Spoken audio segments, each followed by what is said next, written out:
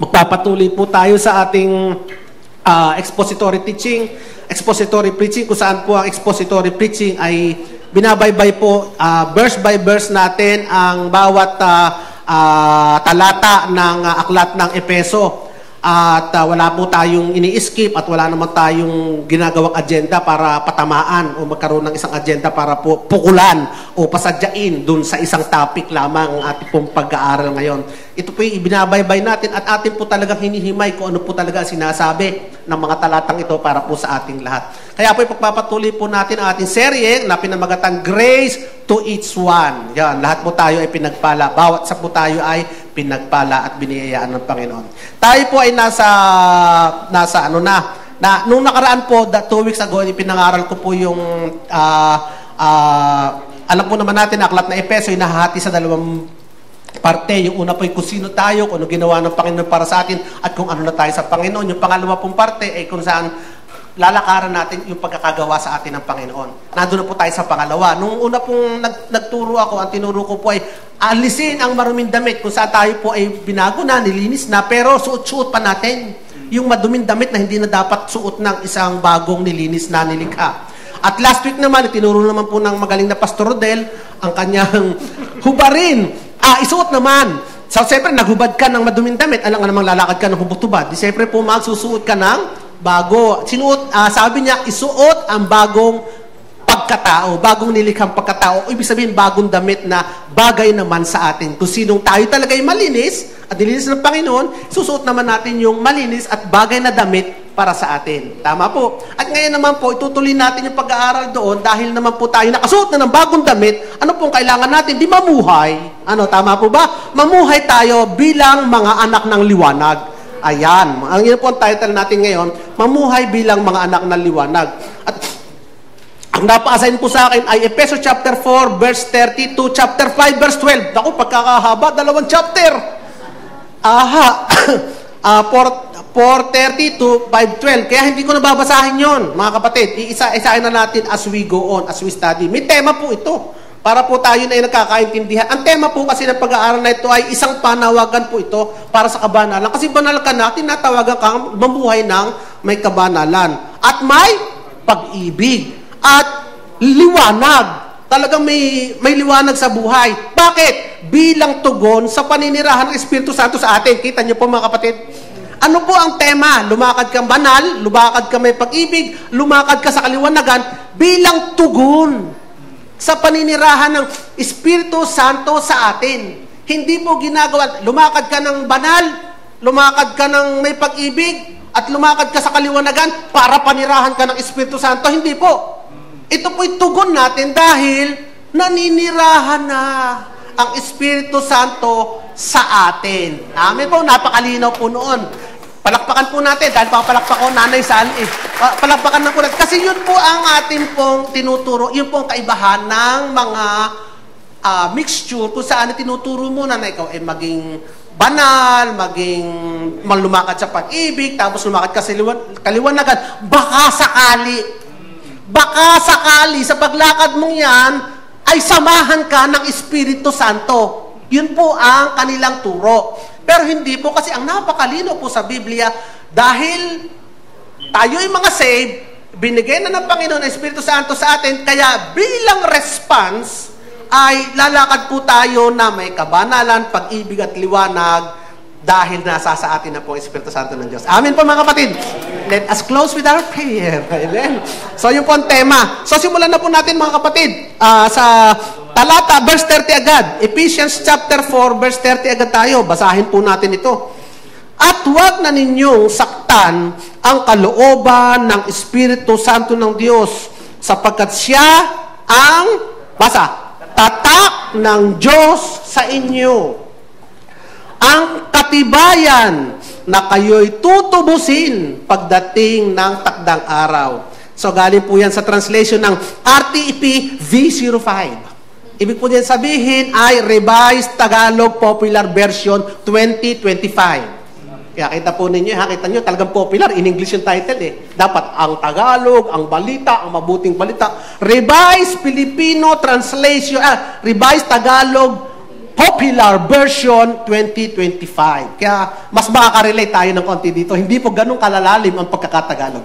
So, ang Espiritu Santo, alam po natin ito lahat, na ang Espiritu Santo po ay isang persona ng Diyos. Hindi po ito power lang. Hindi ito po isang spirit na parang yung pagkailangan mo ng kapangyarihan, parang kailangan mo ng strength. Hindi po ganun ang Espiritu. Ito po'y tatlong persona ng Diyos at isang persona ng Diyos ay ang Espiritu Santo. Siya po'y full God. Full God na may damdamin. Kaya po, hindi niya tayo iniiwan sapagkat siya ay tatak ng pagmamay-ari ng Diyos sa atin. Tatak na ikaw ay anak ng Diyos. Ang Espiritu Santo ay tatak sa iyo, mark sa iyo na ikaw ay anak ng Diyos. Tatak na ikaw ay ligtas. Tatak at katibayan na ikaw ay, dahil ikaw ay anak ng Diyos, dahil ikaw ay ligtas, dapat tatak din ito na ikaw ay banal. Tuyo po ba? Sapagkat hindi ka pwede maging ligtas kung hindi ka banal. Tandaan po natin yun, hindi ka pwede maligtas kung hindi ka banal. Pinabanal ka ng Diyos. Tama po mga kapatid, kaya ito'y tatak ng kabanalan. Tatak na ikaw ay nilinis. Tatak na ikaw ay pinatawad ng Diyos. At tatak na ikaw ay walang bahid. Kasi nga sabi, tutubusin ka. Tatak na ikaw ay tutubusin. Meron ba naman tutubusin na may bahid? May tutubusin ba na may karumihan? Ang tutubusin yung lahat ng malinis. Sapagkat hindi makaakyat sa langit ang may kahit kaunting karumihan. Kaya tayo ay siguradong malinis sapagkat tinatakan na tayo ng Espiritu ng Santo ng Diyos na garanti na tayo kanyang tutubusin. At isang araw ay iakit sa langit sa takdang panahon, mga kapatid. Kaya, ito po yung katunayan na once you are sealed, you are sealed. Tama po mga kapatid. And sealed is the mark of salvation. Therefore, once you are saved, you are saved. Kasi once you are sealed, you are sealed. Hindi pwedeng ikaw ay bibigyan ng selyo, pagkatapos aalisin, babalik uli. Alis, balik. Hindi po ganun ang selyo. Hindi po ganun ang tatak. Tatak ng pagmamayari. Kaya po ang tatak ay may permanency. Permanente po ang tatak. Basahin po natin sa Ephesians chapter 1 verse 13. Napagdaanan na po natin ito. Reviewin lang po natin. Excuse me po. Ephesians chapter 1 verse 13 to 14. And you also were included in Christ. Tayo mga kapatid. Isinama tayo kay Kristo when you heard the message of truth. Narinig natin. The gospel of your salvation, yung pinangaral natin. When you believe, mga kapatid. When you believe, ganun lang po kasimple mga kapatid. Nung narinig mo mensahe ng mabuting balita ng Panginoon, nanampalataya ka. When you believe, and you were marked in Him with the seal. Ano nangyari? Simultaneously, nung ikaw ay sumampalataya, ikaw ay natatakan ng selyo. Hindi sinabing when you believe, then after 30 days, after 60 days, after being a cell servant, after being a pastor, or after living a days without sin, after 40 days without sin, tinatakan ka ng Espiritu. No! It is a mark given to us when you believe. Palakpakan natin ng Panginoon. At ano siya? Ano yung binigay sa atin? The promised Holy Spirit. Verse 14, who is deposit guaranteeing our inheritance. Hanggang kailan ang guarantee? Hanggang bukas? Hanggang next week? Hanggang dumating ang World War III? Hindi mga kapatid, ang guarantee is until the redemption of those who are in God. Ibig sabihin, hanggang ikaw ay kunin na, hanggang kayo ay umakit na ng langit, tayo sama-sama na umakit ng langit, hanggang doon sa punto na yun, mga kapatid. Bakit? Hanggang doon, may hangganan pala. Kasi pagdating mo ng langit, hindi mo na siya kailangan. Kasama mo na siya doon. Naandun ka na rin kasi. Hindi ka mga kapatid. Kaya, until, hanggat nandito ka sa mundong ito, mga kapatid, hanggat, excuse me, kailangan ko lang huminga. Hanggat nabubuhay ka pa sa mundong ito, hanggat hindi ka pa umaakit doon, mga kapatid, ang guarantee, ang tatak ay nasa sa iyo. At sino ang tatak na ito? Ang Espiritu Santo ng Diyos.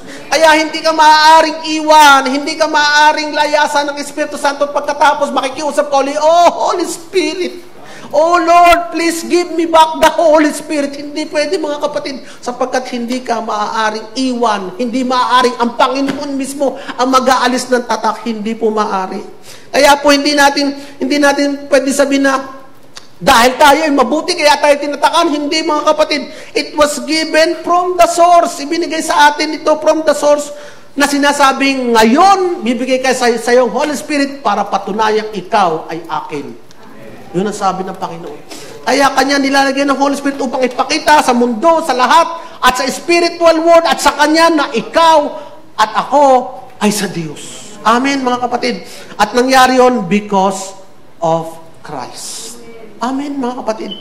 Kaya pag tayo ay, mga kapatid, kapag tayo ay namumuhay sa kasalanan, ano nangyayari, mga kapatid? Iiwan ba tayo ng Espiritu Santo ng Diyos? No. Hindi! Ano nangyayari, mga kapatid? Dahil hindi ka iniiwan ng Espiritu Santo ng Diyos, nasasaktan natin ang Kanyang kalooban.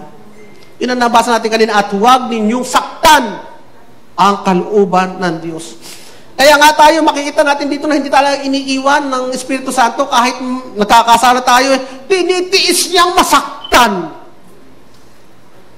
Kung pwede siyang umalis, ay aalis na lang. Pero hindi, dahil hindi kanya iiwan. Kaya nagtitiis siya mismo ay masaktan pag tayo ay nagkakasala, mga kapatid. Kaya ito yung kaibahan talaga ng katuruan na nawawala ang kaligtasan na hindi siya umaalis at bumabalik sapagkat talagang nagtitiis ang Espiritu Santo ng Diyos na masaktan sapagkat hindi niya tayo kayang iwanan. Bakit? Ito ang katibayan na tayo ay sa Diyos. Ito ay katibayan na tayo sa Kanya. So when you sin, you don't lose salvation. Otherwise, yung seal ay useless. Ang seal ay seal. Ang seal ay hindi binabakbak at binabalik. Kaya nga yung mga soft drinks na resealable, pag binuksan mo, kahit resealable, hindi mo na rin may babalik talaga resealable yun kasi nabali na din yung seal Ibig sabihin, hindi na mapapatuin na nabuksan mo na Yan ang seal na ikaw talaga hindi paggamit Pero hanggat naririnig ng seal, ito'y nagpapatunay na ito'y ginagarantihan niya yung produkto. And that is the purpose of seal. Alam naman natin ito, napag-aralan na natin ito mga kapatid, noong February 2. Nangaral tayo ng title na message na Forever Secured by the Holy Spirit. Gusto nyo balikan mga kapatid, pwede natin balikan ito sa YouTube. So, pag inalis mo ang seal, useless ang seal. Tama mga kapatid? Pag ang seal ay natatanggal, ay useless yan. Tama mga kapatid, kaya mo sinesel yun, isang bagay, para mapatunayan, hindi nabubuksan. But now, hindi tayo nagkakasala mga kapatid, dahil nga, hindi naman pala tayo iniiwan ng Espiritu kahit pala tayo magkasala. Ay, hindi naman pala nawawala ang kaligtasan kahit tayo magkasala. So, ngayon mga kapatid, hindi tayo nagkakasala, ayaw natin magkasala for the purpose na baka mawala ang kaligtasan. Dati, ayaw mo magkasala kasi baka mawala ang kaligtasan. Hindi. Ayaw nating magkasala sapagkat ayaw nating masaktan ang damdamin ng Espiritu Santo ng Diyos na naninirahan sa atin mga kapatid. Tama mga kapatid? You don't want to sin because you don't want to grieve the Holy Spirit na naninirahan sa atin. At sino ba itong Holy Spirit na ito mga kapatid? Siya yung ever-present companion mo. Ever-present God na companion mo sa iyong sarili. 24 hours, saan ka man naroon. Siya ang kasama mo, saan ka man pumunta. Siya ang kasama mo nagtuturo sa iyo. Siya ang kasama mo na naglilid sa iyo sa tama. Siya ang kasama mo na nagliligtas sa iyo. Siya ang kasama mo na nagbibigay sa iyo ng kapaliwanagan. Siya ang kasama mo na nagbibigay sa iyo ng kapangyarihan. Siya ang kasama mo mga kapatid na nagbuhat sa Diyos. Siya ang Diyos na iyong kasama. Alam mo mga kapatid, itong Espiritu Santo ng Diyos, siya yung siya yung liwanag. Tingnan natin itong na to. Itong illustration na ito mga kapatid. Nakikita nyo sa inyong kaliwa, sino yun? Si Moses. Noong si Moses ay nakipag-usap sa Diyos sa bundok ng Sinai o whatever, Sinai, ay nagliwanag si Moses nung bumaba. Bakit? Kasi yung glory ng Diyos, yung gloria ng Diyos ay tumama sa kanya at nadapuan ng gloria ng Diyos, nag-reflect sa kanya yung glory ng God. Kaya nung bumaba siya sa bundok, siya ay nagliliwanag. Pero ilang panahon lamang at ito'y nag-fade. Yun ang sabi ng Bible. The glory of God was with him, but it was fading. Bakit? Itong glory kasi ng Diyos ito galing sa labas. Tumama sa kanya, from outside, pumunta sa kanya. Pero ngayon, mga kapatid, sabi ng 2 Corinthians chapter 3, verse 18, na tayo pinaninirahan ng Espiritu Santo ng Diyos, kung saan ito ang liwanag ng Diyos na nagbubukal mula sa loob. Kaya yung liwanag na daladala natin ay hindi panlabas. Hindi galing sa labas na nagre-reflect. Ito yung nagbubuhat sa loob na nagliliwanag papuntang labas. Kaya kahit nasa spiritual na, kaya yung mga spiritual eyes, spiritual world, nakikita nila tayong mga Kristiyano na daladalang Espiritu Santo ng Diyos na tayo ay nagliliwanag, mga kapatid. Ang mga demonyo, makita ka pa lang, nakikita na niya nagliliwanag ka. Kahit ang jacket mo ay ilang layers, nakikita niya nagliliwanag kasi nakikita niya yung spiritual na condition mo kung saan na doon narinilahan ang Espiritu Santo na Diyos. Yung pong si Moses ay nag-reflect ang liwanag ng Diyos sa pamamagitan lamang ng pakikipag-usap sa glory of God. How much more, kapatid, dapat nagliliwanag tayo, mga Kristiyano? Ang mismong liwanag ng Diyos ang naninirahan sa atin ngayon, mga kapatid. Palakpakan natin ang Panginoon.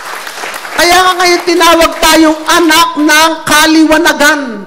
Kaya ang title natin ay mamuhay bilang anak ng liwanag.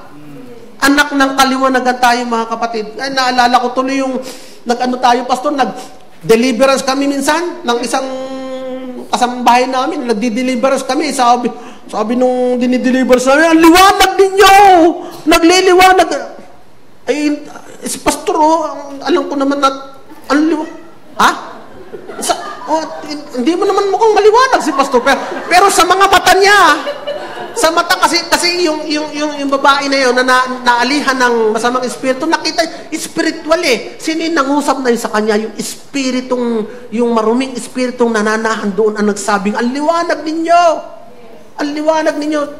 Sama ba tayo doon, Piwi, na tayo doon maliwanag ninyo? Oh, tatlo tayo. Sabi, no? Ang liwanag yung tatlo, no? Sabi sa ating pastor. Wala namang kaming suot na ilaw ko naman. Kasi yun ay patutuo na nasisilo yung spiritual, yung kondisyon ng demonyo doon. Nakikita kasi yung liwanag na nasa sa ating mga puso. Amin, mga kapatid. Kaya kailangan lang po, mga kapatid, tanggapin natin yung katotohanan yun na nanira sa ating espiritu, tayo nagliliwanag. Kaya nga, ang maliwanag ay, dahil kayo ay anak ng liwanag, kahit sa ang dilim ka pumunta, ano man dilim ng lugar na iyong puntahan, mga kapatid, magkakaroon ng kaliwanagan sapagkat daladala mo liwanag ng Diyos. Ikaw ang liwanag. Ikaw ang kaliwanagan. You are the light. Amen, mga kapatid. Ikaw mismo ang liwanag. You are not only in the light, you are the light. Ikaw ang kaliwanagan. Amen, mga kapatid. Sa mga kapatid, ganun din. Hindi tayo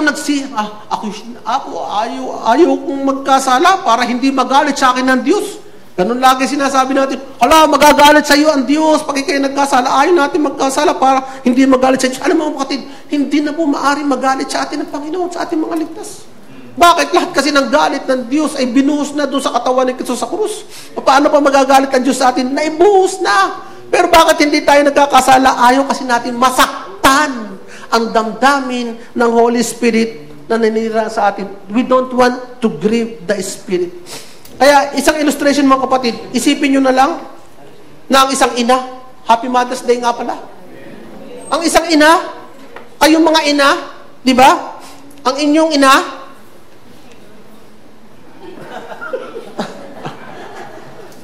ay nasasaktan yan. Tuwing ang kanyang mga anak ay hindi kumakain ng ayos o napupuyat sa computer. Tama, mga kapatid? Tama, mga kapatid? Natutuwa ba ang ina? Hindi po, nasasaktan. Bakit? Kahit hindi yung ina nagpupuyat, hindi naman ina yung hindi kumakain. Pero ang ina ay nasasaktan kapag yung anak niya hindi kumakain ng ayos at napupuyat sa computer. Kasi mahal niya yung kanyang anak eh. Alam niyo, mga kapatid, ang katotohanan, we cannot add nor subtract anything from God.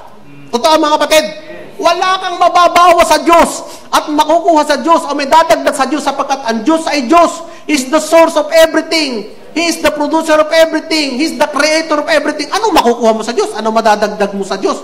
Pero itong point ko mga kapatid, even your sin cannot touch Him. Hindi kayang hipuin ang kasalanan mo ang Diyos. Tama mga kapatid? Hindi makakaabot ang kasalanan mo sa langit. Pero mga kapatid, if we sin, we hurt ourselves. Ano kung ibig sabihin itong wala naman tayo makukuha o madadagdag sa Diyos? Ganito mga kapatid yun. Kung ang iyong ina ay may ipon, ina na naman. Mga ina nyo. Ay, susus mo. Mga mother nyo. Ay, kinuhanan nyo ng pera, mga bata.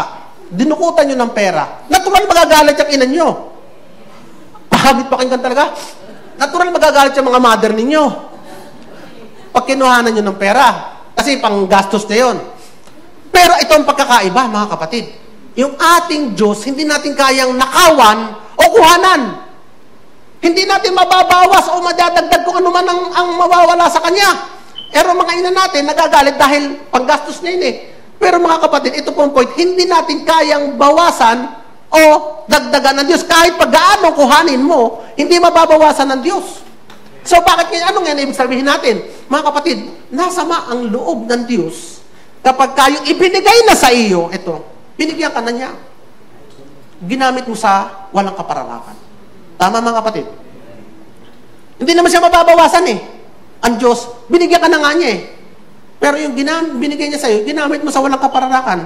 Ano ibig sabihin ito? Mga kapatid, pag nagkakasala ka, although yung pagkakasala mo, hindi naman nakakarating ng langit, hindi naman nakakabawas sa glory of God, hindi naman nakakasira ng kaharian ng Diyos sa kalangitan, hindi rin natutuwa ang Diyos sapagkat nasasaktan ang gumagawa ng kasalanan. Gets yung mga kapatid? Parang yung prodigal son, hindi naman nabawasan yung yaman ng ama niya eh. Pero bakit nagdalamhati ang ama? Kasi umalis yung anak sa poder ng ama. Umalis yung anak sa protection ng ama.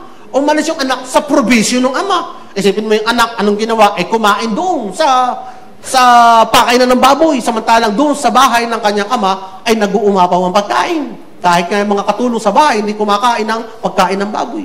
Pero nasasaktan yung ama. Kaya paano ko nasabi nasasaktan? Abay, nakita ng anak ng ama yung anak na pauwiin. Natuwa ama nagkandara pa. Ibig sabihin, nung wala yung anak, nalulungkot ang ama. In the same way, ganun tayo mga kapatid. Kung tayo ay nagkakasala, nasasaktan natin ang kalooban ng Diyos. Hindi dahil nababawasan ng Diyos.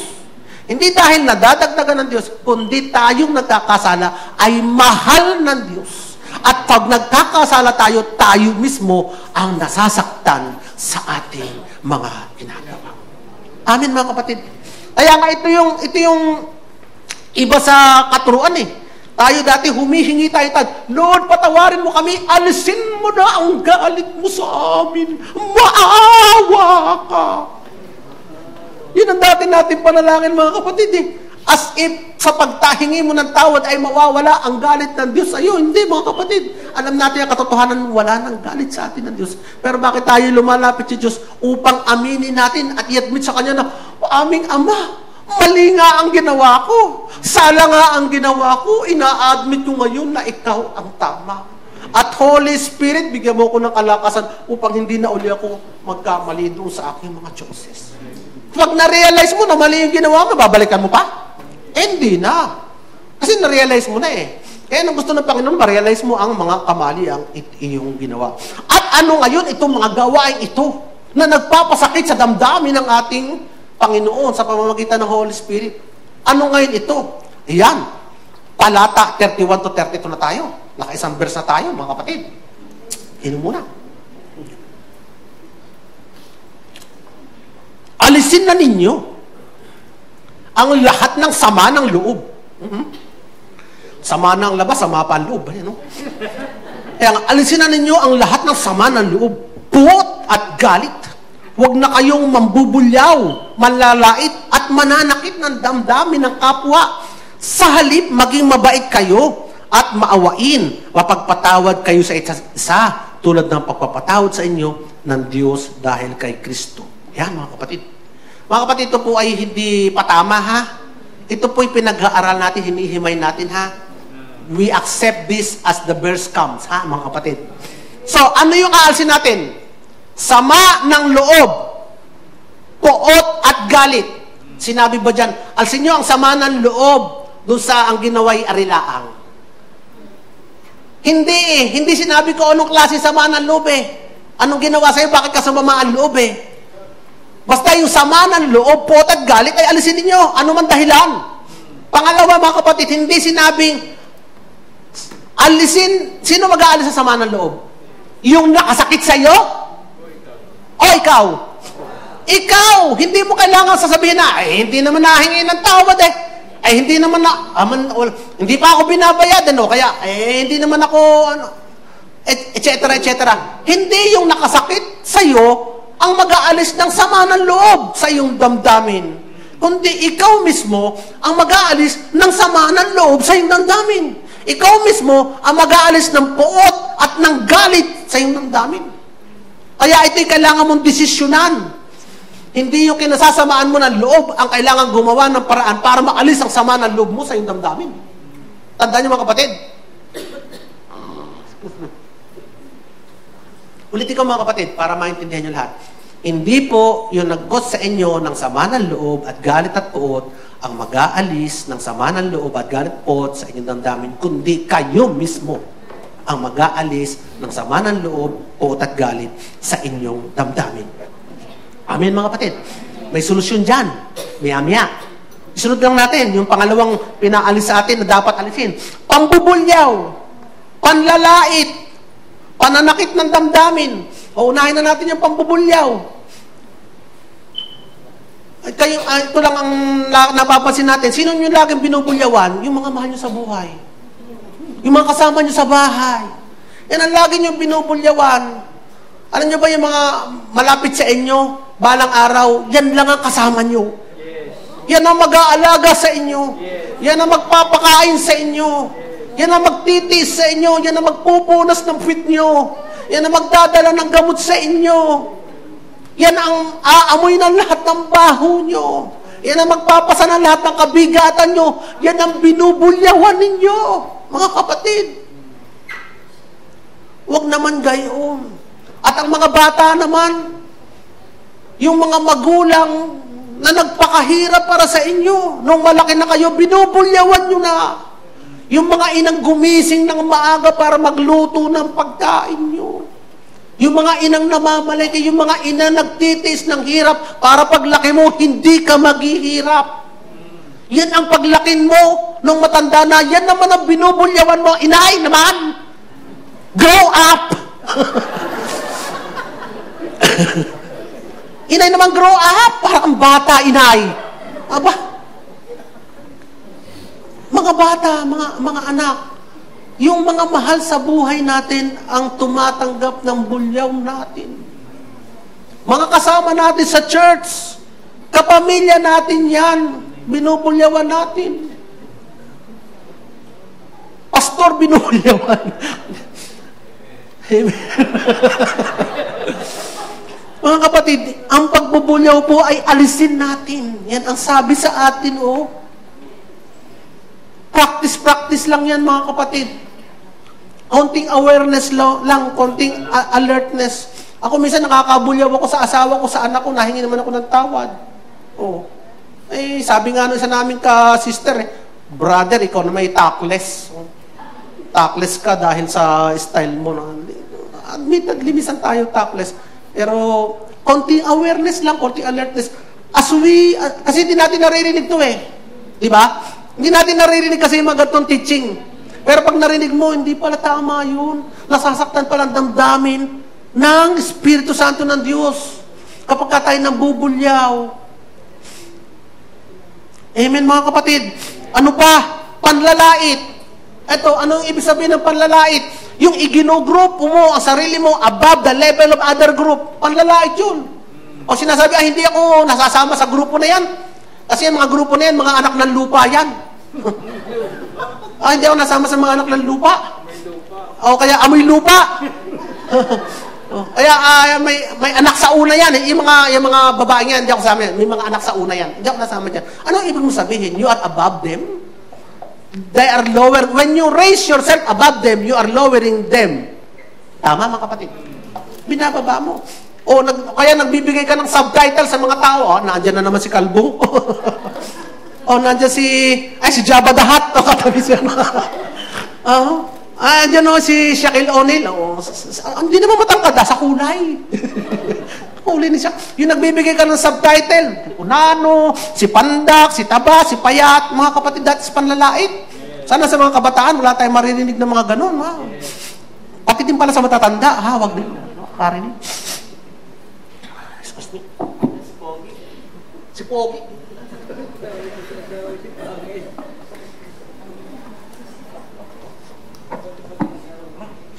Sisipunin. Para napapansin ko tuwing magpipreach ako, lagi ako na-oppress. Pag-pray natin na hindi. Ano pa? Yung panlalait. At lahat, ano pa yung patatlo? Pananakit ng damdamin. Sipin niyo mga kapatid, it's as simple as this. Pag sinaktan mo daw ang damdamin ng iba, sinaktan mo din ang damdamin ng Espiritu Santo ng Diyos. Ayan ang sabi alisin niyo yung sabagat ito ang nagkukos ng sakit ng damdamin ng Espiritu ng Panginoon. Ano ngayon ang solusyon? Ito na, nasa solusyon na tayo. Ang galing ka ng Bible, ang galing ni pagkakasulat ng Bible. Hindi tayo pinabayaan na tinutusan ka lang ng ganun. Wala naman binigay na solusyon. Ito, binibigay sa atin ng solusyon. Doon sa same verse. Ano ang solusyon daw doon sa sama ng loob, puot at galit? Ano ang sagot? Magpatawad. Magpatawad. Hindi magpasayko. Ako'y may galit na galit, ako magpapasayko. Galit na galit, ako'y magpapa-group session. Ako'y may puot. Ako'y jojoin sa club ng mga may puot. Hindi. Ako'y magpapa-counsel. Hindi nga magpa-counsel. Ang solusyon ni Lord, magpatawad. Magpatawad ka lang Anong klase pagpatawad? Buti na lang sinabi. Anong klase magpapatawad? Tulad ng magpapatawad ni Jesus. Kasi kung sinabi magpatawad ka lang, humingi mo na siya ng tawad. Yun lagi sasabihin natin. Papatatawadin ko naman. Hindi nga lang nahingin tawad. Hindi magpatawad kang tulad ng pagpapatawad ni Jesus. Ano ba yung pagpapatawad ni Jesus? Hindi naman humingi sa kanya ng tawad, nagpatawad siya. Sabi niya, Father, forgive them, for they know not what they are doing. Mayroon ba kahit isa dong lumapit kay Kristo, Lord, patawadin mo kami, naipako ka namin sa krus. Hindi Pero siya ang unang humingi ng tawad, Father, forgive them, for they know not what they are doing. Mga kapatid. Kaya yun ang pagpapatawad na gusto sa atin ng Panginoon, magpatawad tayo na kahit walang payment, kahit walang kondisyon, kahit para ma-dissolve yung puot at anger, at malalaman ng mga tao na tayo ay follower ni Christ kapag tayo ay nagpapatawad. So matutong magpatawad. Kaya kung may sama ka daw ng loob, may puot at galit, ay dahil, hindi ka nagpapatawad. Yun lang kasimple. Hindi dahil sa ginawa ka ng nakakasakit na sama ng loob. Hindi yun ang dahilan, kaya may sama ng loob at puot at galit ka. Anong dahilan? Hindi ka pa nagpapatawad. Sapagkat kung pinatawad mo yung nakagawa sa iyo ng sama ng loob, sa puot at galit, ay hindi ka na magagalit. Amen mga kapatid. Umamin naman kayo mga kapatid. Ito ay salita ng Panginoon. Itong unang gusto ng Panginoon mangyari sa atin mga kapatid na tayo magpatawad. Lumakad tayo sa kaliwanagan. Magpatawad. So, anong difference natin? Kasi anong difference natin sa mga pagano kung hindi tayo magpapatawad? At kung ang babatiin mo lamang ay yung unang bumati sa iyo sa church? Ano ang difference mo sa mga pagano? Sa hindi mananampalataya, kung ang babatiin mo lang sa church ay yung unang babati sa akin. Ako'y nakaupo din Oy! Pero hanggat hindi ako binabati, hindi ako babati. Pero sabi dito ito, basahin natin mga kapatid. Lucas chapter 6 verse 32. If you love those who love you, what credit is that to you? Even sinners love those who love them. Do good, ibig sabihin nun, nag-jump na tayo. Do good without expecting a return. Hindi yung bibigyan mo lang ng mangga, yung nagbigay ng mangga sa'yo. No? Then, ito maganda mga kapatid, then your reward will be great. And you will be children of the Most High. Mga kapatid, kaya kung babatiin mo yung hindi bumabati sa'yo, at yan ay Kristiyano, tatalban din yan. Ikaw ang unang bumati, ikaw ang unang umiti, tatalban yan, kasi Kristiyano yan. At kung yan hindi tinablan, ayun, nakakatakot, baka hindi Kristiyano yan. Pero kung tatalban yan. Pero gumanti man ng ngiti o hindi, tuloy mo pa rin ang pagngiti at pagbati, mga kapatid. Kasi nga, your reward, ito, tandaan natin mga kapatid, may quote ako dito, naisulat ko ba? Kapag ako ang sumunod sa gusto ni Lord, yan, basahin niyo mga kapatid, aminin niyo yan, kapag ako ang sumunod sa gusto ni Lord, ako ang panalo. Amen. Ayan nga, oh. Your reward will be great and you will be children of the Most High. Ay sabi naman ng iba, ay tika mo na, pastor. Ay that is before the cross. Parang works yan. Ay tika mo na, tingnan natin to ha, mga kapatid. Pag tayo ay nagkakasala, after the cross, pag tayo ay nagkasala, there is no more spiritual consequences. Tama? Kasi sinagot na lahat ni Jesus ang sagot sa ating kasalanan. Para tayo makakit sa langit, yung spiritual punishment, wala na. Kasi na kay Kristo na. Pero may physical consequences ang inyong mga kasalanan. Tama, mga kapatid? So, ganon din. In the same way, kapag ikaw ay gumawa ng mabuti, wala ka ng spiritual reward. Bakit? Sapagkat ang reward mo ay naibigay na sa'yo sa pamamagitan ni Kristo. Siya kasi ang gumawa ng lahat. Tinanggap mo ng reward. Save ka na. Tama, mga kapatid. But there is a physical reward.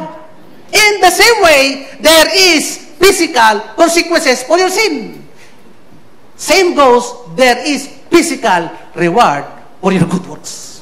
Amen. Kaya huwag niyo babaliwanan yung good works. Marami na tayong pinag-aaralang verse that there is physical consequences for your good works. Tama, mga kapatid? Ngitian mo yan, mga kapatid mo yan. Pag-aani ka din ng ngiti. Tama? Sira na lang siguro ang tuktok nung nginitian mo sinimangutan ka pa. Tama, mga kapatid? Pero as long as you smile to them, at kapatiran mo yan, ka-church mo yan, aani ka din ng ngiti. Pwede ka makangiti, puno na ang aking panyo. Salamat, pastor. You will gain physical reward.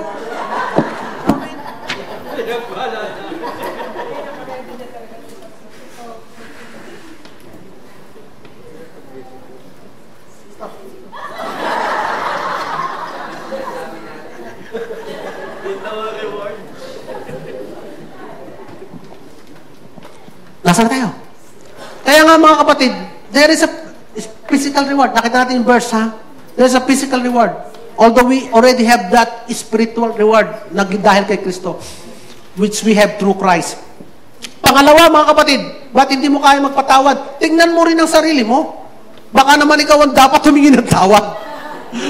Kaya hindi na yung tawad. Pala, ikaw pala dapat humingi ng tawad eh.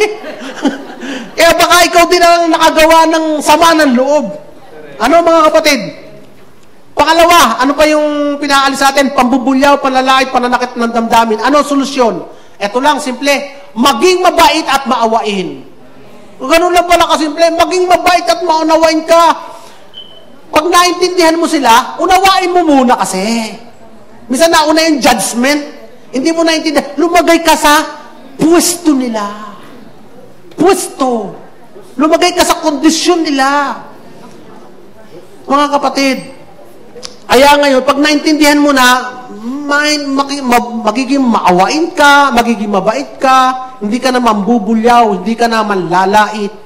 At mga kapatid, kung nasaktan ang damdamin ng Holy Spirit, nalulugod din siya. Siyempre, nakakalugod ito sa Kanya. Kapag ikaw ay mabait, maawain, at maunawain. Amen? At kaya natin yan, mga kapatid. Bakit? Kasi nga, may spiritong nananahan sa atin. Kung ikaw laang, naku, hindi. Kung tayo laang, ay hindi. Pero dahil hindi naman tayo, kundi yung Holy Spirit nananahan sa atin, kaya natin. Ang kailangan muna magkaroon ng change of mind. Pagbabagong isip, pagtanggap, at paniniwala. Amen, mga kapatid? Kaya natin yan. We can do all things through Christ. Amen, mga kapatid? Without Christ, we can do nothing. But with Christ, we can do all things. Amen, mga kapatid? Pangalawa, mamuhay sa pag-ibig gaya ng pag-ibig ni Kristo. Chapter 5, verse 1 to 7. So, yung talatang 1 to 2, ito na. Talata 1 to 2, basahin natin. Kaya't tularan ninyo ang Diyos tulad ng mga anak na minamahal niya. Mamuhay kayo sa pag-ibig tulad ng pag-ibig ni Kristo sa atin. Inialay niya ang kanyang sarili sa Diyos bilang handog na mabangong samyo para sa atin. Tayo daw ay kailangan tularan natin ating Ama kasi tayo anak ng Diyos. So meron na tayong model figure. May pagmamanahan na tayo kasi Ama natin ay Diyos at tayo anak niya. Tayo anak ng Diyos, dapat mana tayo sa ating Ama. Kasi capable na naman talaga tayo eh. May Holy Spirit na nga. Kaya dapat maintindihan natin kung ano ang klaseng pagmamahal nito. Kaya nga, tularan ninyo ang Diyos, mamuhay kayo sa pag-ibig tulad ng pag-ibig ni Kristo sa atin. Ano ba yung pag-ibig ni Kristo sa atin, mga kapatid? Minahal ka niya, hindi ka naman kamahal-mahal. Inibig ka niya, hindi ka naman kaibig-ibig. O, diga, kailan ka niya inibig? Nung tayo ay kaaway niya, yung tayo ay sala ang lahat ng ginagawa, doon niya tayo inibig. Namatay nga siya para sa atin. Ganyan ang pagmamahal ng Diyos. Unconditional ang pagmamahal ng Diyos. Ganon din dapat daw, magkaroon din tayo ng unconditional na pagmamahal. Oh, Pastor James, hirap yan! Hirap yan!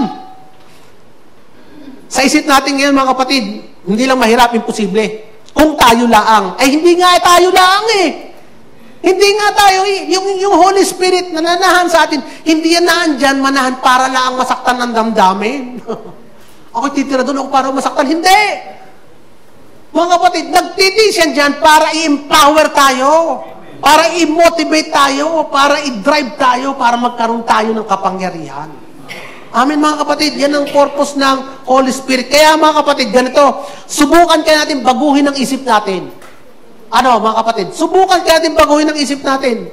Tanggapin kaya nating magmahal na tulad ng pagmamahal ni Jesus. Sabihin nyo, kaya kong magmahal. Tulad ng pagmamahal ni Jesus. Aba? Huwag kayo matatakot. Huwag kayo payabang naman. Hindi naman ikaw nga. Yan ang point ko, huwag niya sabihin, kayabang naman. Hindi ikaw. Kung ikaw lang, mayabang ka. Pero hindi tayo yan eh. Yung Holy Spirit, ang bida. Siya ang may kapangyarihan. Siya ang gagawa nito para sa atin. Kaya, there is nothing impossible with God. Kaya nga,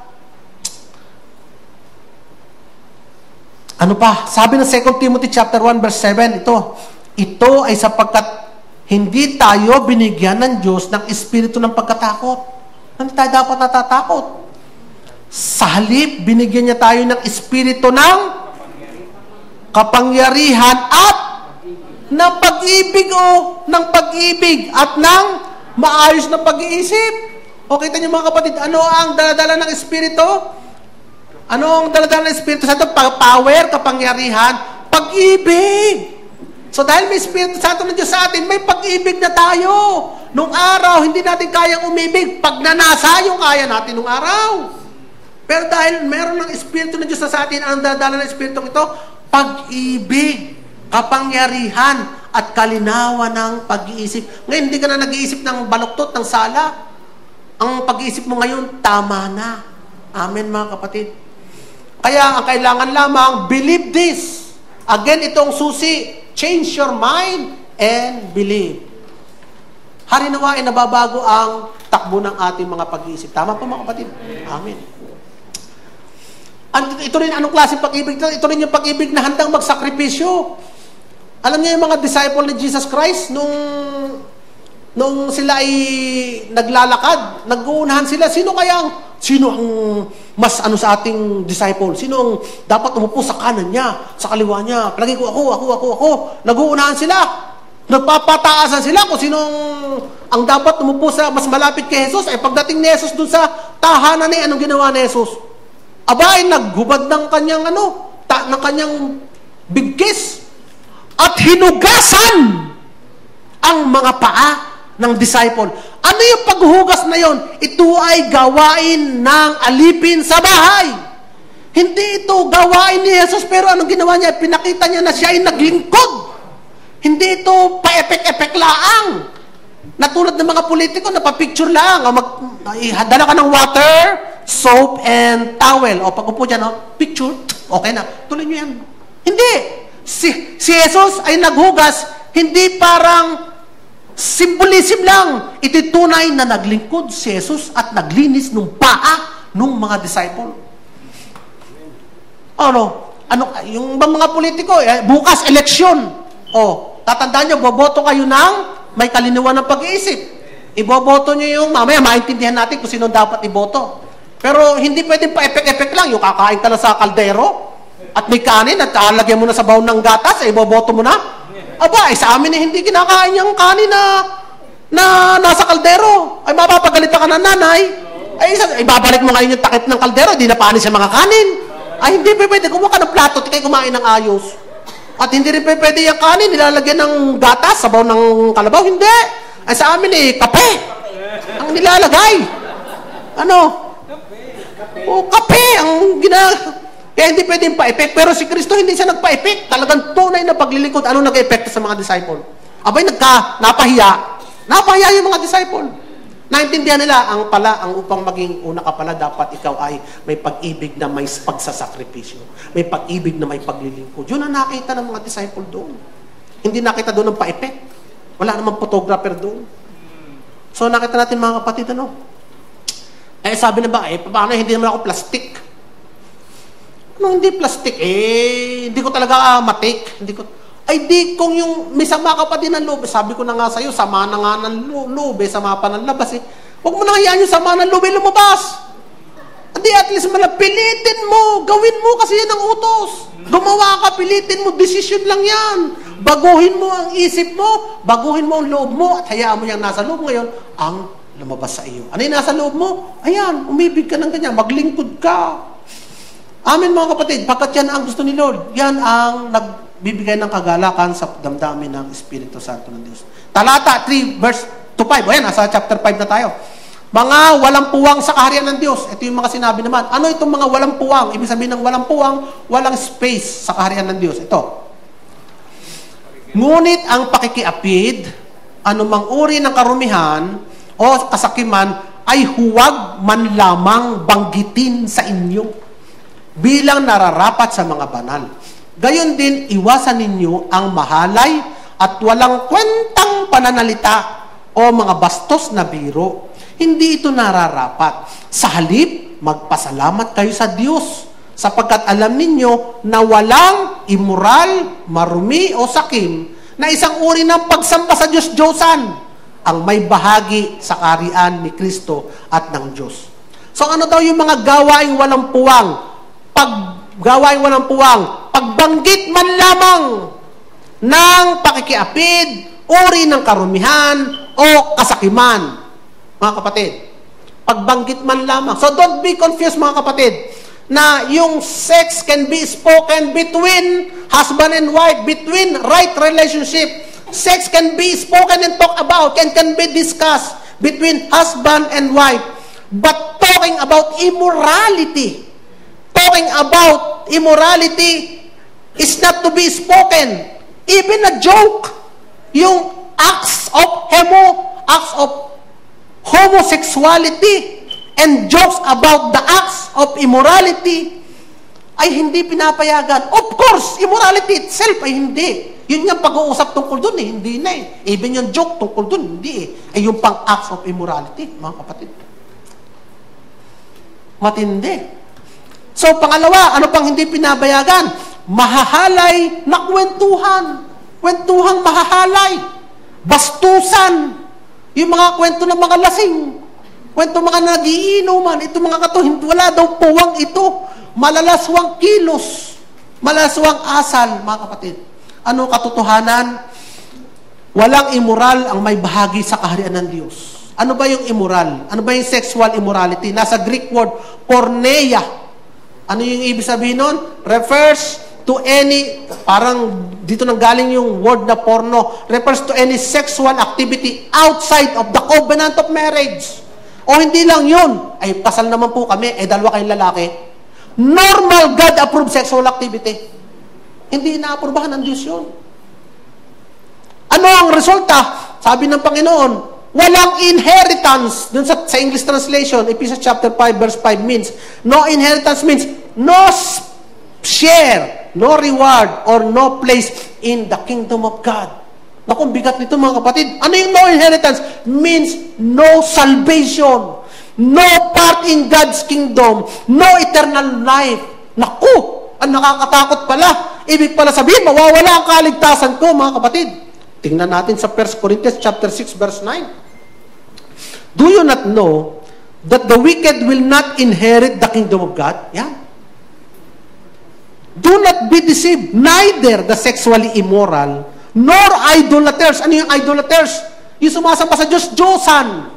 Sumasamba sa mga bato, kahoy, at anumang uri ng mga sinasamba maliban sa Espiritu ng Diyos na buhay, ay idolaters, nor adulterers, nor men who submit or perform homosexual act, nor thieves, nor greedy, nor drunkards, nor verbal abusers, nor swindlers will inherit the kingdom of God. Kita niyo mga kapatid, yung isang grupong yan, isang grupo lang, pare-pares lang ang tingin ng Lord dyan. Verbal, hindi naman ako nag-adultery, verbal abuser ka. Ala, hindi naman ako nakayapid. Ala, ikaw ay swindler. Oh, hindi naman ako nakikiyapid sa lalaki. Aba, ikaw na may greedy at drunkards. Aba, ako na minapakabanal. Ako banal na banal. Wala akong nagagawa ka lahat ng kasalanan yan. Araw-araw ay doon ako sa harap ng aking bato. Sa bahay ito ako'y sumasamba doon. Parehas lang yan. Ayun ang nakasulat to, nor idolaters will inherit the kingdom of God. Naku, nakakatakot pala. Nakakatakot pala. Talagang nakakatakot. Pero salamat na lamang sa Panginoon. Ito sabihin, salamat na lamang Panginoon. Salamat po Lord dahil sa verse 11 ang sabi sa atin ay, and that is what some of you were. Dati ikaw yun, but now you were washed, you were sanctified, you were justified in the name of our Lord Jesus Christ and by the Holy Spirit of our God. Amen. Dati tayo lahat yun. Pero ngayon, hindi na pala tayo yun. Hindi na pala ako yun. Hindi na pala naman ako yun. Dahil hindi pala ako yun, so yung Ephesians chapter 5, verse 5, ay gawain ng mga, ano yung mga yun? Unsaved. Kasi nga, they don't have salvation. Ano sila? Unsaved. Yung mga gawain na yun is gawain ng mga unsaved. At yung mga gawain ng mga unsaved has no place in the kingdom of God. Alam niyo mga kapatid, hindi yung gawain yan, hindi makakakit sa kalangitan yan. Yung pagnanakaw, hindi makakapasok sa kalangitan yan. Iiwanan mo dito sa babayan. At kahit nandito ka pa sa baba, ikaw ay naandoon na din sa kaharian ng Diyos. Tama? Tinanggap mo ba si Jesus? Therefore, nasa loob ka ng kaharian ng Diyos. At sa loob ng kaharian ng Diyos, walang space dito yan. Walang puwang dito yan. Kaya yung pagnanakaw, walang puwang sa loob ng church. Wala kang makikita dyan na kung yan ay may mga pangalan yung upuan na yan, Pastor Anthony, Ate Ya, Nanay Norma, yung kung may pangalan, wala kang makikita sa likod na magnanakaw, maninilik. May space na nakalagay, reserved for adulterer. Wala! Sapagkat sa kaharian ng Diyos, walang space yan, walang puwang, ang sabi ng Biblia. Wala kang makikita dyan ng box, reserved for stealing, kidnapping. Wala kang makikita dyan. Wala kang makikita dyan kwarto na para reserved doon sa mga Wala, because there is no space in the kingdom of God para sa mga gawain na ito. Sapagkat lahat ng gawain na yan, iniwanan na sa labas, doon sa bundok ng Golgotha. Ipinako sa krus yan. Naandun lahat yan. Kaya walang puwang yan sa loob ng church. Mga kapatid, kaya kung nakakagawa ka niyan, walang puwang yan dito mga kapatid. Kaya pwede ka mag-iwan dito ng bag, hindi mawawala laman. Sapagkat walang puwang dito pag nanakaw. Amen mga kapatid. Salamat po sa tatlo. Amen, amen, amen. Amen. Sabihin niyo, walang puwang dito sa church yan. Walang puwang sa kaharian ng Diyos. So, ano pa sabi dito? Sabi na Ephesians chapter 2 verse 6, and God raised us up with Christ and seated us with Him in the heavenly realm. Kasi nga, kung nawalan tayo ng papasabit, pwede mo sabihin na wala pala akong space. Wala pala akong space doon sa kaharian ng Diyos. No, hindi para sa iyo mga kapatid. In fact, makinig kayo mga kapatid, God has already prepared a permanent space for us in the kingdom of God. Ito yung verse na binasa ko because God raised. Ano yung raised? Past tense? Present tense? Future tense? Past tense na. Raised, itinaas na tayo. At nung itinaas tayo, anong ginawa sa atin? Seated. Saan tayo inupo? Sa inidoro? Hindi. Inupo niya tayo sa kaharian ng Diyos. Therefore, there is already a space reserved for us in the kingdom of God. Kaya imposibleng yung sinasabi nyo ni para sa atin, hindi para sa atin yun. At yung mga gawain yun ay hindi rin para sa atin. Kung dati nagawa mo yun, dati yun. Ngayon, you are now a different man. Kaya nga sabi ni Pastor Rodel, isuot mo ang bagong pagkatao. At ngayon, lalakaran natin ang nakasuot na bagong pagkatao. Amen? So, ano pa? Solusyon, ito. Solusyon. Ano solusyon? Magpasalamat. Galing ni Lord. Magpasalamat. Ano yung magpapasalamat mo? Salamat sa Diyos, nilinis mo na pala ako. Salamat Lord, nilinis mo na nga pala ako. Salamat pag natutokso ka. Salamat Lord, na ginawa mo na nga pala ang dapat. Ginawa mo na pala ang lahat.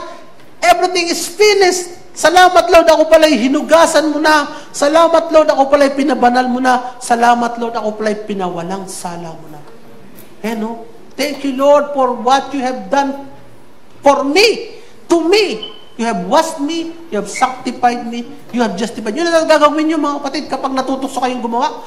Makanakaw kaya ng isa. Pag natutokso ka magnakaw, Lord, salamat po Panginoon na ako pala'y pinrovide mo na ng lahat kong pangangailangan.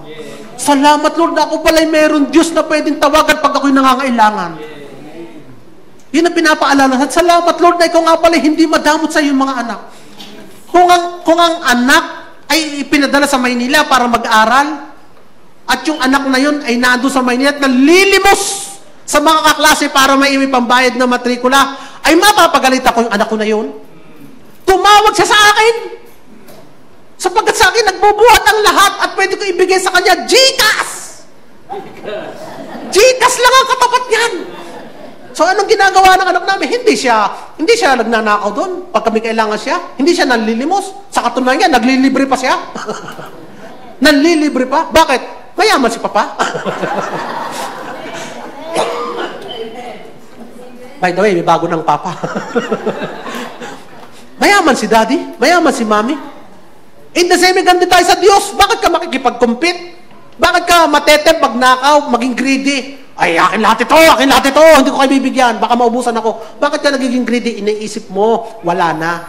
Nakalimutan mo, salamat Lord, meron nga pala akong Ama.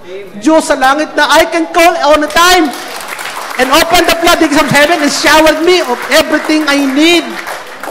You know, kaya nga ang solusyon, when you are tempted to do itong mga bagay na ito, magpasalamat ka. Hindi natin maiisip yun. Ay, pagka nung araw, ano kaya solusyon dito? Tika mo, nahanap mo tayo mga libro, kung ano maganda solusyon dyan, no? Hanap tayo ng mga books, kung ano-ano pa. Ay, lang pala, magpasalamat ka. Magpasalamat sa Diyos. Nakasulat na sa verses na yan. Magpasalamat sa Diyos. Magpasalamat sa Diyos. Thank God, nasalamat nga po, Panginoon. Ako'y temporary resident lamang ng mundong ito. At ako ay may permanent place sa heaven. Kaya pag ang mundo ay nagkakagulo na, nape-pressure ka na, kung ano-ano na, dinadrive out ka, ang mahal ng presyo ng kuryente, mahal na naman ang kuryente, magpaano na rin tayo? Magpa-jumper na rin tayo? Hindi natin gagawin yan.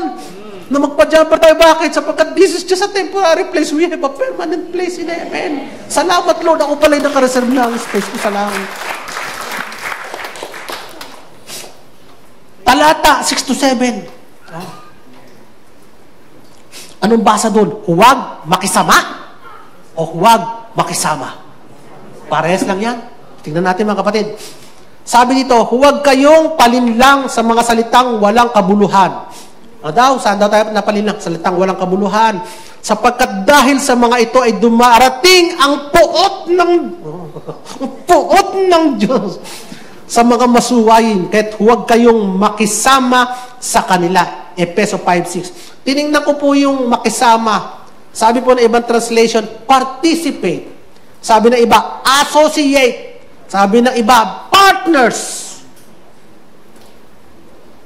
Tinignan ko po ang Greek word, simetokon. Ibig daw meaning na simetokon, jointly, hindi ko naisulat, basta jointly participating. It's either makisama o makisama. Yun ang ibig sabihin doon. Kapag kayo kasama dyan, kasama ka. Yun ang sinasabi dito, associate yourself. Nakikisama ka. Kaya nga, ano ang hindi natin dapat makisama o makisama? Salitang walang kabuluhan. Ano ba yung mga salitang walang kabuluhan? Ang salitang walang kabuluhan ay kapag ka ito'y hindi pure, ito'y hindi noble, ito'y hindi true, ito'y hindi lovely, ito'y hindi nagbibigay ng papuri sa Diyos, nagdadala ng papuri sa Diyos, walang kabuluhan ito. Ano ibig sabihin nito? Kapag ka itong mga salita pinag-uusapan at naririnig mo mga balita o daladala sa iyong informasyon ng kapatid mo o kung ano man, ito ba ay nagbibuild o nagte-tear down? Ito ba ay nagdadala ng healing o nagdadala ng harm? Yung bang pinag-uusapan ninyo at sinasabi sa iyo ay nakaka-encourage o nakaka-discourage? Yung bang pinag-uusapan nyo nagbibuild ng faith mo o nagdadala ng takot? Ito ba ay nagbibigay ng blessing o ito ay nagdadala ng curse? Ito ba ay nagdadala sa iyo ng kagalakan o ng kalungkutan? Ito ba ay bumubuo o naghahati? O ito ba ay nagpapalakas o ito ba ay nagpapahina? Ito ba ay nagkakasundo o naglilikha ng away? Kapag ka ang sagot doon ay nasa second, doon sa latter, doon sa panghuli, then anong dapat mong gawin? S-Y-M. Shut your mouth. Sara mo ang bibig mo. Sara mo ang tenga mo. Pagka natetem ka na sabihin mo'y makaka-harm, natetem ka na makinig ng mga nakaka-discourage, natetem ka na makinig na maghahati, magpuproduce ng away, ganito na lang. Sara mo ang bibig mo. Sara mo ang bibig mo. Bakit mga kapatid? Dahil ang ating tongue is a weapon. Alam niyo ba? Kaya tayo walang sungay. Kaya tayo walang buntot na pwede ihagupit. Kaya tayo walang pangil. Pero meron tayong dila. Sapagkat ang ating weapon ay ang ating dila. At ang weapon can be for death or for life. Tayo nasa atin. It's like a sword. Pwede mo ang sword ay ipampatay ng ahas o ipampatay ng tao. It's a sword. We could, because sa pamamagitan ng ating dila, we confess life. Pero sa pamamagitan din ng mga dilang ito, we curse and we condemn. Sa pamamagitan ng ating mga dilang ito, we confess our faith and be saved. Sa pamamagitan din ng mga dilang ito, we curse and we are condemned. Kaya mag-iingat. Sapagkat ang mga salita mo'y babalik sa iyo yan, mga kapatid. Babalik sa iyo yan. Kaagatin ka niyan. Kapag ka malupit ang binitawan mo, poison ang binitawan mo, babalik sa iyo yan. Mga kapatid, sabi ng Matthew chapter 12, verse 36, I tell you, on that day of judgment, people will give account of every careless word they speak. Salamat na lang, Lord, binago mo na ako. Salamat, Lord, binago mo ang dila ko. Kaya ang commandment sa atin, anong commandment sa atin? Ang commandment sa atin ngayon ay keep away. Huwag kang makisama, huwag kang makisama. Saan? Sa mga taong yan. At sa mga taong gumagawa ng ganyan. Bakit? Sapagkat sila ay ahas. Hindi ko sinasabing kay ahas, mga kapatid, ito sa mga taong ito. Because they are a poisonous snake. Ang poisonous snake, walang pinipili. Kahit yung handler nila, tinutuklaw. Poisonous snake sila. Huwag kang makisama o huwag kang makisama. Keep away. Lumayo ka kay... Luma na si Luma na si Marites at si Marisol. Sulsol ng sulsol. Ano ngayon? New era. Si Ira. Lumayo ko kay Ira, sino yun? Bungangera, intrigera, o sisera, o kitera. Minsan may pangyayari. May bagong kaibigan itong si intrigera. Pupunta sila sa bahay, narinig nag-aaway mag-asawa. Sabi nung lalaki, para mo akong hindi asawa Para namang may iba ka pang mahal sa akin narinig ngayon ni intrigera.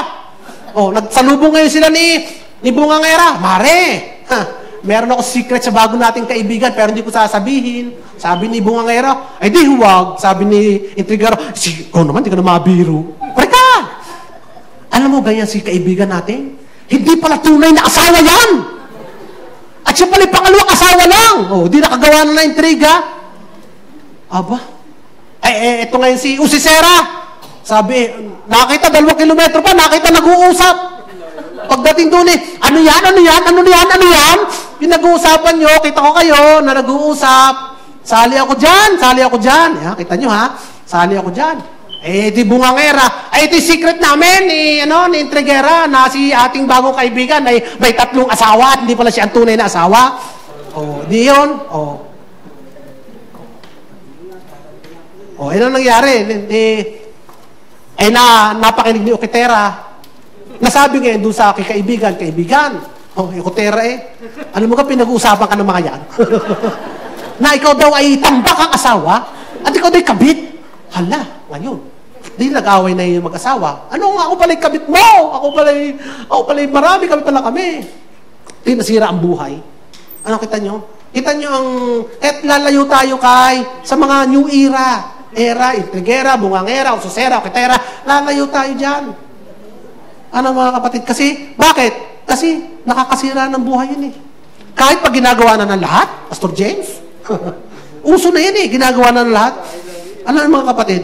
Tayo ay pinapaalalahan ng huwag magpalinlang at huwag makisama sa mga gumagawa ng mga kasamaang ito. Bakit? May puot ng Diyos na kasama sa mga taong ito. Ang puot daw ng Diyos ay meron para sa mga taong ito. Ang problema dito, kung kasama ka, ano mangyayari? Baka madamay ka. Baka madaplisan ka ng bala pag nagkabarilan.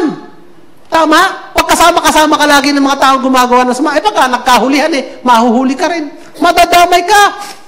Minsan nga yung umaawat pa ang natataga. Alam niyo yun? Diba? Tumaawat lang naman ako. Paano sama ka ng sama dyan Yan, tuloy, nataga ka. Ikaw ang nataga. Sabi ni iba, ako naman yung sinabi ko lang naman kung anong narinig ko. Hindi man akong originator.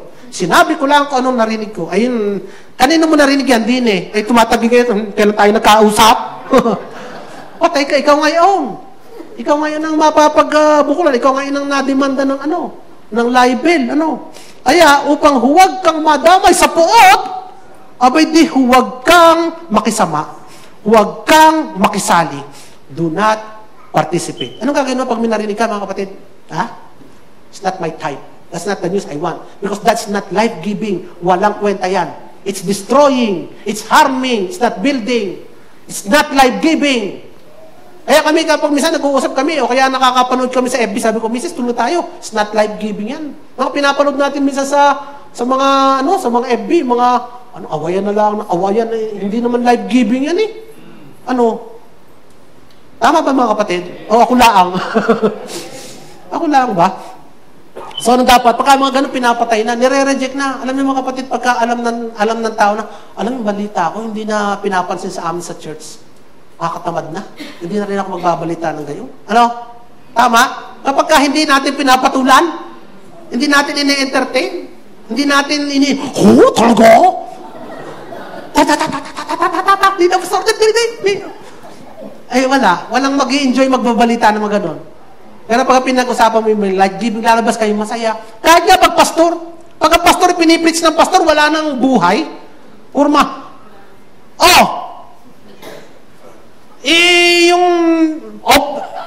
Tights kayo ng tights, wala naman kayong offering.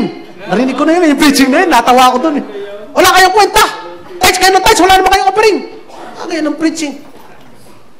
Ay, may mga trabaho, pa 20-20 lang bigay nyo. Wala kayong kwenta. Pagka ganyan naririnig mo. Hindi, totoo na yun. Gusto i-share ko sa inyo yung napanood ko sa YouTube Napanood niya? Pagka ganun sa palagi niya, magkakabuo buhay ba? Yung mga member? Wala. Pagka ganun, umalis ka na. Bakit? Kasi hindi life-giving. Ano ba nagbibigay ng buhay? Jesus and His finished work. Amen, mga kapatid.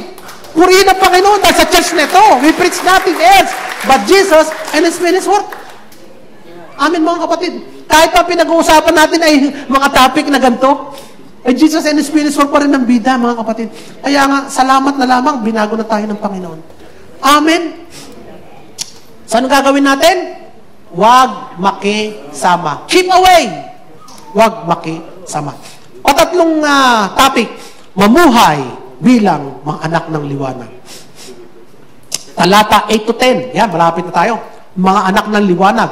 So, nung una ay kadiliman kayo. Ayan, malinaw ha. Nung una ay kadiliman kayo. Hindi lang madilim ang mukha nyo. Kadiliman talaga kayo. Excuse me.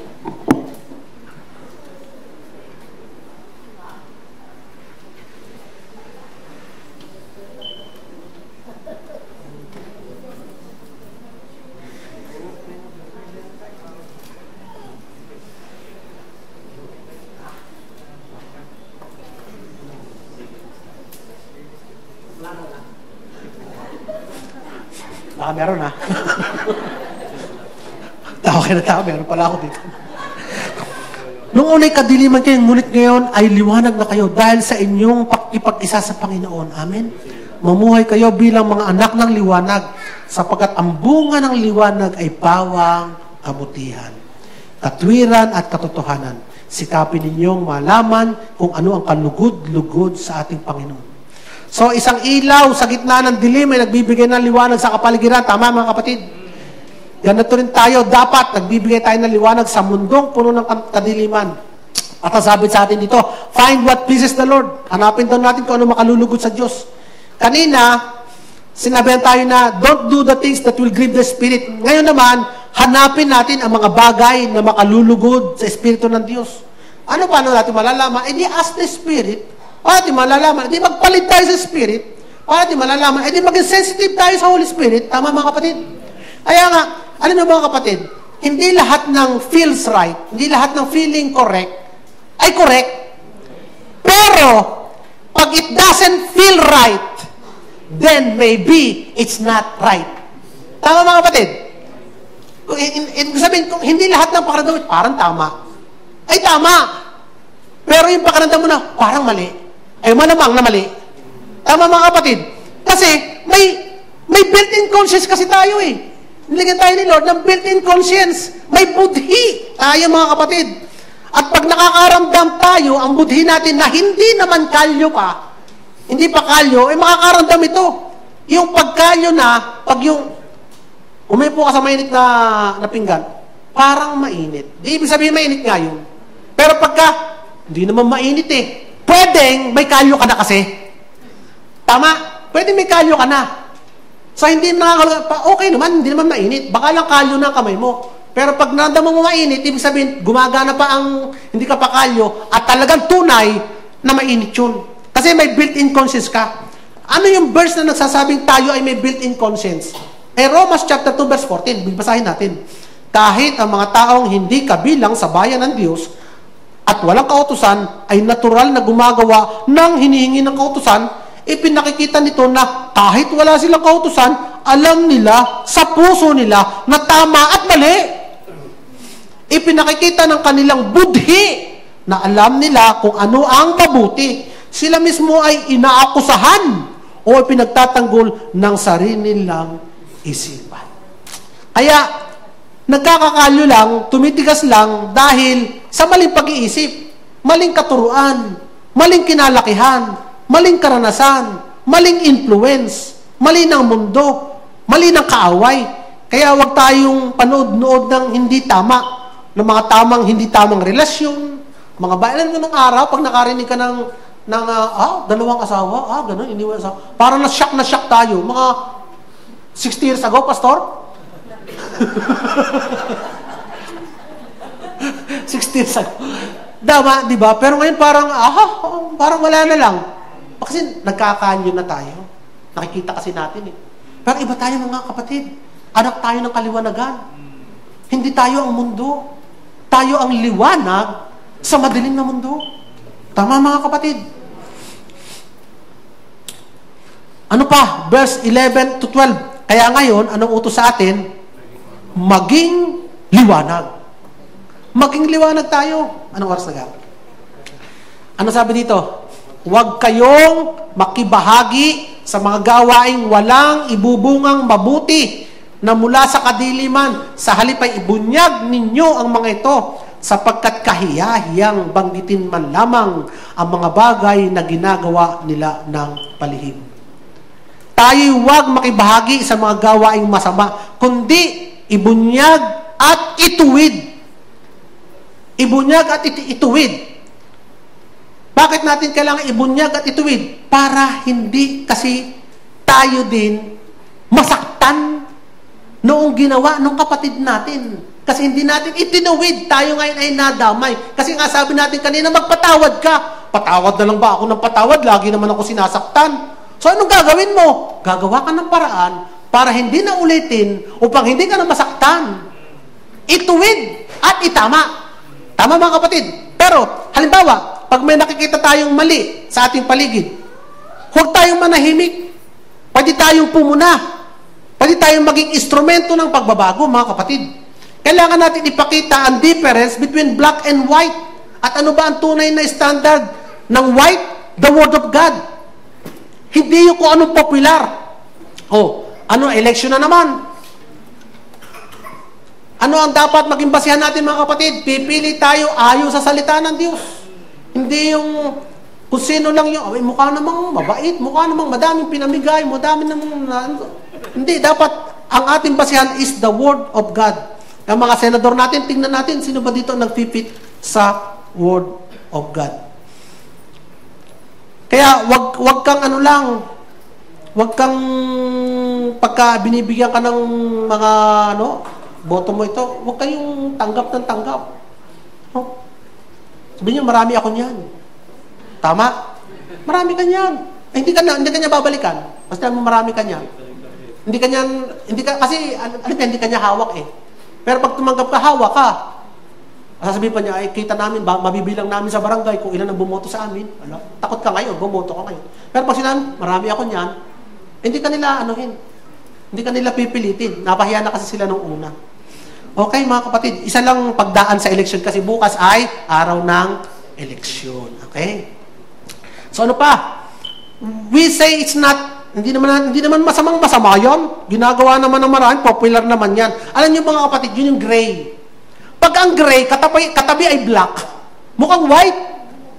Pero pag ang gray, katabi ay white, ay black. Tama mga kapatid? Kaya ang gray area, itapat mo lamang sa pure white yan, nagiging lumalabas ang kasamaan yan. Ay kayo mga kapatid ang white.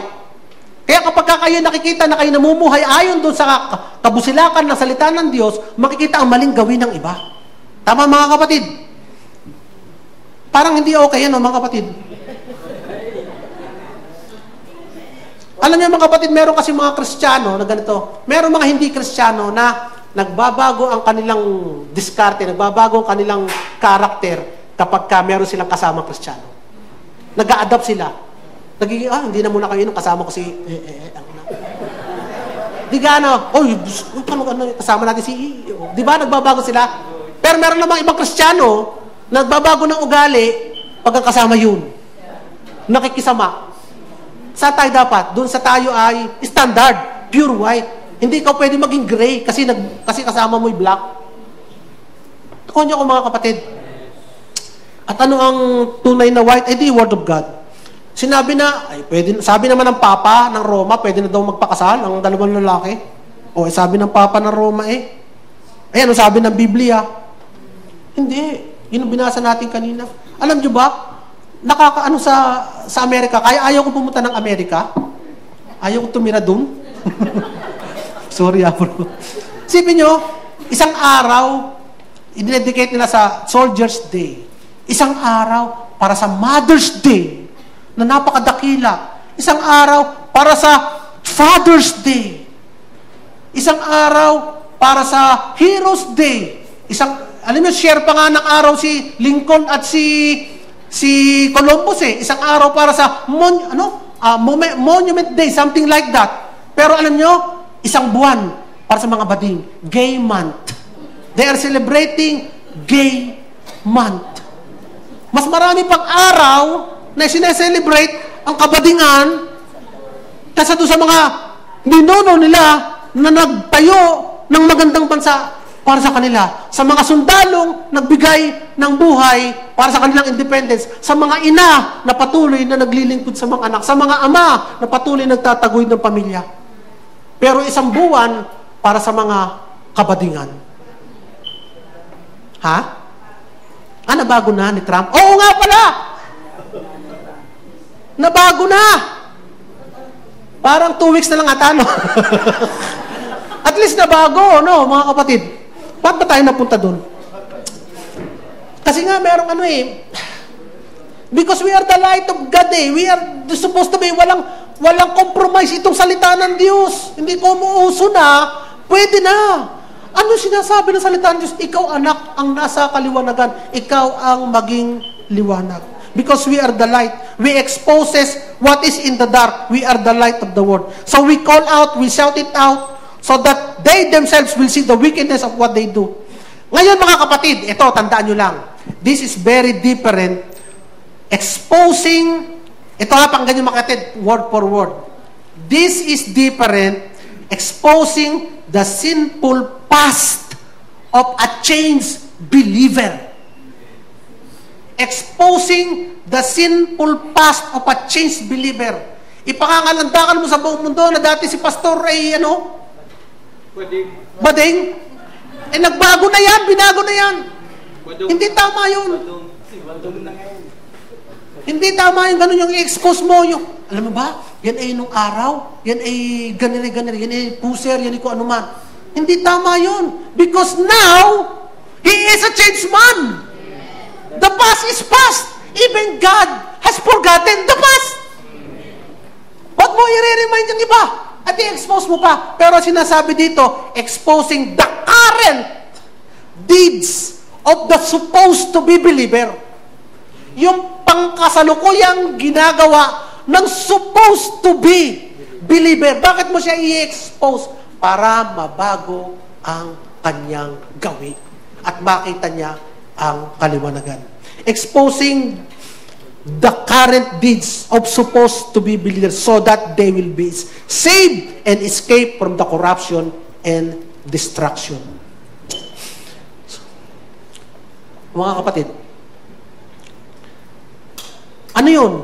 Protection din sa atin yun Ay, alam mo na yan. Ako, yan member ng gang. Anong gang? Yung utang kalimutan. Gang yan ang utang kalimutan. Ay, expose ko yan. Bakit? Paano? Baka kasi naman si sister, inuutangan ka pala ni, member ng gang ng utang kalimutan. You should know the risk. Kung gusto mong pautangin, nasa yan. Pero sinasabi ko lang, member siya ngayon. Currently, ginagawa niya ang pangungutang at kalimutan. That is exposing. Para ngayon, malaman nila ang kanilang kamalian at maprotektahan din yung iba naman na sa kanilang member ng gang. Member yan na secret. Madami yung member ng secret. Mag-ingat sa member ng mga secret. Ang daming secret, lagi na. Pero yung secret naman, lagi binubulong. Secret pala, ba't mo sinasabi sa akin? Secret. So now, with regards to speaking the truth, tinuro ka, last time ni Pastor de yan. Huwag naman yung truth nga. Sabi nung isang sister, follow mo sister, sabi ko ngayon sa'yo, pangit ka. Mataba ka. Alam mo kapatid, hindi. Ang utos sa atin huwag naman tayo manakit ng damdamin. For the sake of truth, sasabihin mo yung pangit ka, taba ka, nakakasakit ka ng damin At hindi rin sinabi magsinungaling ka. Bakit? Kasi sinungalingan yun Ba't ano ba ang katotohanan? God has made us uniquely and wonderfully made. Hindi ka pangit, unique ka lang. Pero hindi ka pangit, unique ka. Yun ang sabi ng Biblia God has created that. You are wonderful na pagkakakreate sa'yo. And uniquely. So ano ang katotohanan? Unique ka lang, hindi ka pangit. Unique. Wala nang ibang katulad na gayaan. At wala nang inang magmamahal ng gayaan. Unique kasi. Mga kapatid, yun ang katotohanan. At new creation ka na. That is the truth. Pero wag naman kayo magsisinungaling. Wag niyo naman sasabing, pogi mo, kahit hindi naman talaga pogi, kasi nungalingan na yun. Ano na lang? Kasi kung hindi ka man makakabuhay, ano sabi natin kanina? Keep your mouth shut. Because it will not give life. The bottom line, mga kapatid, ito ang bottom line. We do everything out of love. And that is love. If we are going to expose the truth and tell the truth, it must be for the purpose of loving Him. Ang layunin mo, mahalin siya. I-point out ang kamalian niya dahil sa pagmamahal mo sa Kanya. Sapagkat kahit man katotohanan, pero not out of love, sabihin mo, pupunta kayo sa impyerno. Pero hindi dahil sa pag-ibig. Anong gagawin nila sa iyo? Isasama kita. Tama? Kasi hindi naman pag-ibig ang pagsasabi, pupunta ka sa impyerno, pupunta ka sa impyerno. Hindi naman pag-ibig ang gagawin sa iyo. Ay, di kayo i-reject at makaka-open lang sa kanila. Isasama kita. Pero kapag sinabi mo, kapatid, ito, ayaw kong mahulog ka sa impyerno, etc., etc., maintindihan nila na ginagawa mo yung pag-ibig, makikinig sila sa atin. Because it's out of love. Bottom line, pag ginawa mo isang bagay, it's always out of love, or else it will be offending. Alam mo, kailangan mo i-correct yung kapatid. Si yung kapatid, may putok may putok. Ay, baho-baho, may putok. Mahiya ka naman, mag-deodorant ka naman. It's not out of love. Anong gagawin nun? Magkakasuntukan kayo, magagalit sa'yo. Pero pero kung ang purpose mo yung ganito, kapatid, alam mo, pagmamahal ko sa'yo, mag-ano ka naman, mag-deodorant ka naman. Axe dio cologne. Isipin mo yung axe, pati yung sawa nalalaglag sa paghabol sa'yo. Isipin mo, baka ito na, baka dito ka na makakasyota. Hindi ka? Pagmamahal mo, baka maniniwala yung makikinig sa'yo. Salamat, kapatid.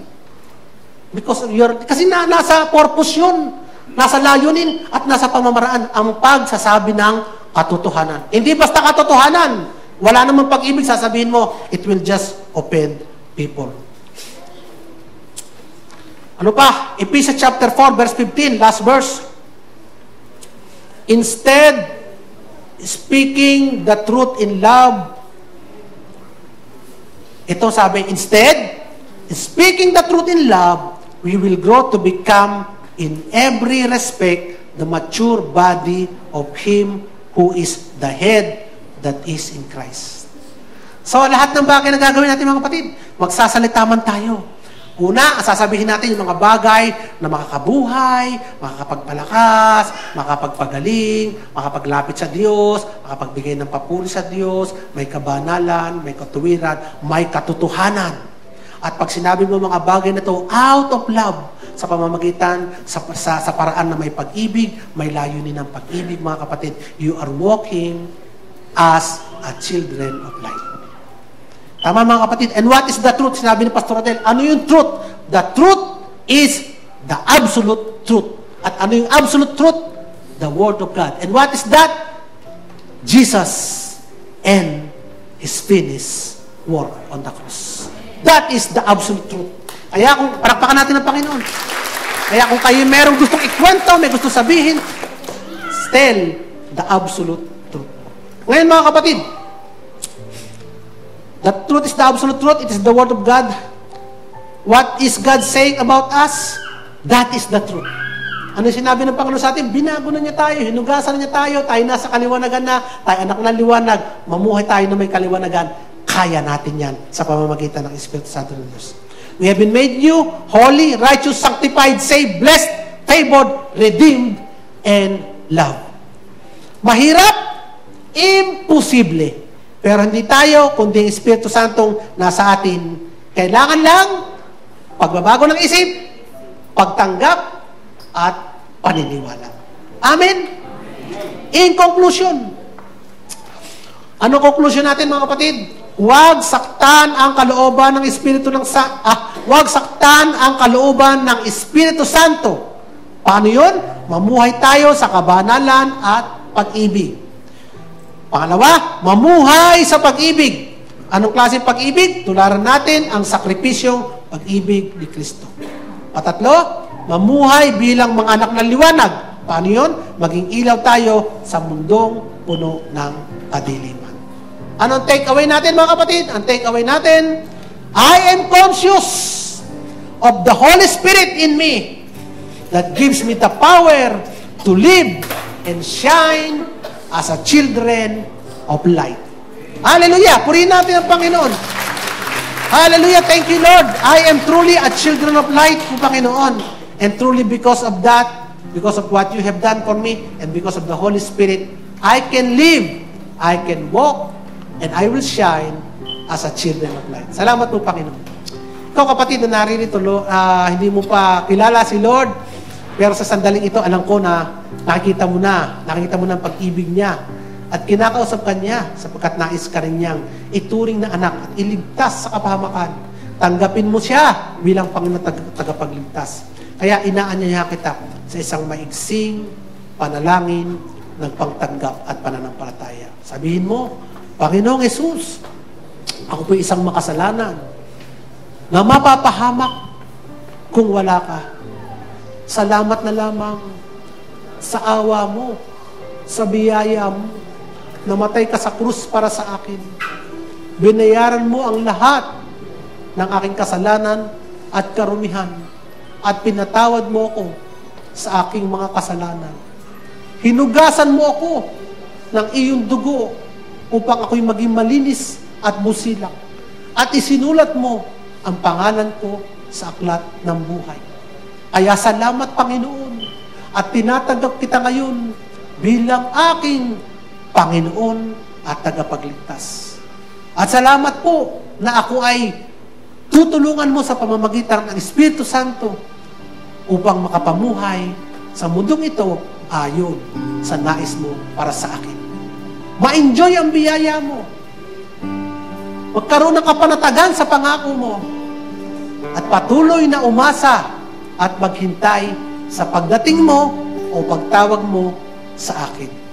Pinupuri kita, pinasasalamatan sa pangalan mo, Jesus. Amen. Amen. Kung ikaw, kapatid, na nanalangin ng panalangin na yun, ilagay mo na katotohanan ng ikaw ngayon ay isa ng anak ng Diyos. Magmamana na ng kanyang lahat ng pangako at nakareserba ang pwesto sa kaharian sa kanyang kalangitan. Habang nasa mundong ito, ang Panginoon hindi magpapabaya. He will show Himself to you. He will reveal Himself to you. And He will continue to manifest His love for you that you have never felt ever before. Kaya, in Jesus' name, I declare that you are victorious in life until the day of His return. This we pray in Jesus' name. Amen. Amen. Dadako po tayo sa ating pagpirapiraso ng tinapay.